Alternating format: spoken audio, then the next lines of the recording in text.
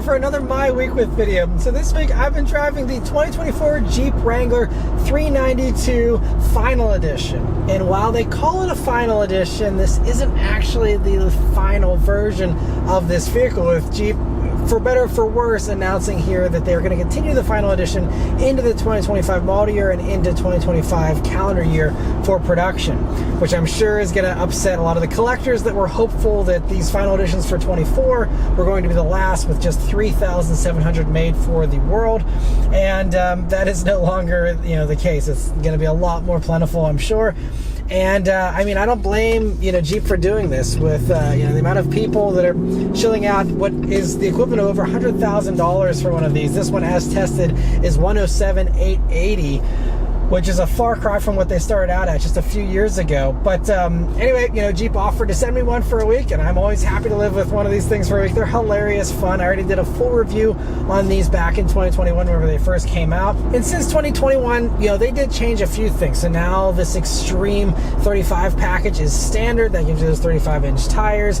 You also now get the Warn winch, which can pull 8,000 pounds, and you get a bunch of other stuff. But for the Final Edition here, really the only unique thing over a regular 392 is, well, the fact that I think this is the only way to get the 392 now, but you basically just have decals that say Final Edition. You have a little medallion here on the shifter, and then you also have this swing gate table, which is the exclusive thing here for the Final Edition, and it, as you'll hear in this video, rattles all the time. You're gonna have to find a way to quiet that down with foam or some way to better secure it compared to what they did from the factory, because it just rattles non-stop. And it's I don't know why they ever signed off on that for production. It's like, yep, this is acceptable to have constant rattling back there, but that is the reality here if you just buy this and leave it the way it is.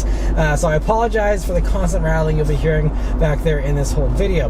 But as far as for 24 here, there were some other improvements here for the Wrangler 392. So in addition to those 35-inch tires that now come standard, you also now get a lot more sound deadening than before. They added acoustic glass. There's more thicker carpets, they said, as well as some additional foam that they put, that's sound deadening foam, to make it a little more refined.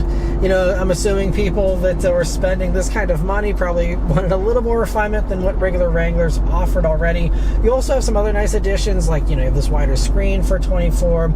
You also now get heated seats as standard and a heated steering wheel. Amazingly, even before, when you're still spending over $75,000 for one of these things, you didn't get that as standard. Now you get that. You also get the 12-way power seats. The power seats are a new thing, in addition to the side curtain airbags, which this finally now has, to improve the safety. And of course, the seats are a nice little again, upmarket thing to have power seats in a Wrangler here. But that's what I love about this thing, is especially this 6.4 liter V8. Whenever that thing gets over, I don't know, like 3,000 RPMs, it really opens up, and the nose lifts up. It's very dramatic, and again, this is like a budget G-Wagon, especially like an AMG G-Wagon is what this feels like. And I mean, even at $108,000, it still is much cheaper than an AMG G-Wagon. So I guess you could argue, in a way, there's still a value proposition to be made here, although I'll talk more about pricing in a little bit. But so I mean, you had some nice improvements here for 24, and so if you're someone who wants all those improvements, the bigger screen is the most noticeable thing. And if you want all that stuff, unfortunately, though, it's going to come at a higher price tag. When I first reviewed these, they started at like $75,000, and now, I mean, like I said, the starting price of this before destination is like $99,995 or something, 100 grand plus almost $2 grand for destination, and then the couple of options this one has that pushes it a few grand more than that. But it's gone up in price a lot, but I mean, again, it's more rare. We know this is the end of the line now for the V8s, or it seems like it is. Now maybe it's going into 25. That's still, I guess, to be determined completely, but it seems like overall Stellantis basically has phased out the V8s here, with the Wrangler being really one of the last holdouts. But yeah, 470 horsepower in something like this is really memorable. Everyone has been wanting V8 Wranglers forever. They finally did it in 21, and it's unfortunate that it was so short-lived here, or will be short-lived. Again, we will see what happens after 2025. But it's a shame that it only had a few years here. But man, what a special experience! If you ever get a chance to drive one of these, again, it's just so hilarious to have 470 horsepower in something like this. and have it as loud as it is. It has this performance exhaust, that opens it up and really just makes like a straight through exhaust almost. I mean, low RPMs here. It is nice and quiet, honestly, so it's not obnoxious at all, but you step on it. Oh man, that is just hilarious fun. And even though, you have these big tires, especially now with the 35s, it doesn't feel like you're accelerating as fast. I feel like to me, the pre-35 tire ones, whenever they had 33s, felt a little faster, honestly. But when you look down at the speedometer, I mean, it still is like, wow, I'm going pretty quickly in a Wrangler here, which is a little bit of a terrifying experience as well, but it certainly makes you feel alive, that's for sure. And another thing though that is definitely a little bit on the scary side is Phillips for this thing. Whenever you go to pay the price to fill this thing up and keep it running, I mean, these things are thirsty. They're rated at 13 mpg in the city, 16 on the highway, and 14 combined. My fuel economy here, I'd say I did kind of like a combined figure. I did a decent amount of highway driving and some city mixed in. Whenever I was doing just regular around town city driving, I was getting 11 mpg. But now with the highway stuff mixed in and some longer drives, I'm now up to about 15 mpg. So actually one better than the combined figure. Still nothing to be proud of, but it's actually kind of, in my opinion, overperforming that estimate slightly. But obviously, again, this is not the vehicle to get if you want good fuel economy. And honestly, even if you want this V8, there's other things in the Stellantis lineup here that has this motor that's still going to be more aerodynamic and obviously easier on your wallet as far as Phillips goes. But it's still just such a unique, fun experience, and especially these days now, knowing it's the end of the road and it being a collectible, whether they make, another 3,725 or less or more, regardless, these are going to be special because they only did them for a few years here regardless, out of all the zillions of years we had Wranglers around for. But, just sounds so good too, and it's just so much fun. But the last thing I will say about my week with the Wrangler here is that I still wish that one refinement thing that they would have added was a dead pedal.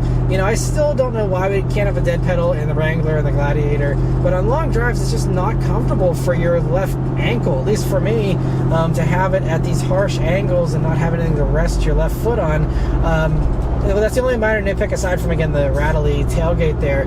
But other than those two things, it's been a really fun thing to live with, honestly. But the final, thing I'll have to say about the pricing, and then I'll sign off here, is just that, at this price tag of $108,000, that puts it, once you get over 100 grand, you're in some very competitive territory, where a Ford F-150 Raptor R with a supercharged V8 that, Ford's not really making a fuss about anymore, but like they still are quietly building as many of those as people order, I think. And those Raptor Rs are only 113. So, if you're rich enough to be paying 108 for a Wrangler, 113 is probably fine too.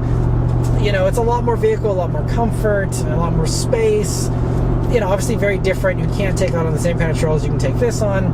So it'll come down to personal preference, but it's just, now we're competing with stuff which, in my opinion, is arguably cooler. It's more capable, for certain types of, desert running, things like that. And you have, a lot more luxury in the F-150 and, a lot more stuff plus way more power for that same, money, basically. And also, if you want something really extreme that stands out and doesn't blend in with every other Wrangler, which this really does, unless you're flooring it and people hear you, you can get a Hummer EV for the same price. And I mean, I know obviously the electric thing's very polarizing, so that's something that's certainly not going to be, cross up very often with this, especially people who love the V8 probably aren't excited about jumping into an electric Hummer. But, those, for the truck, you get 1,000 horsepower. You get, like 830 horsepower for the SUV version, which I just spent a week with, and is a ton of fun. Obviously insanely capable. It has the crab walk. It has all these fun modes. 4-wheel steer makes it really easy to live with. Also more space, also more luxury, cooled seats, things like that you still don't get here in this. And again, you can get a Hummer all day for 108, easily. I think some of them are even slightly less these days. So, now if you're looking for something that's really awesome off-road and really makes a statement, I mean, there's other options that I think honestly do a better job of making a statement and standing out. And if you're trying to turn heads in something that's crazy, off-road capable, I think those two are a better choice.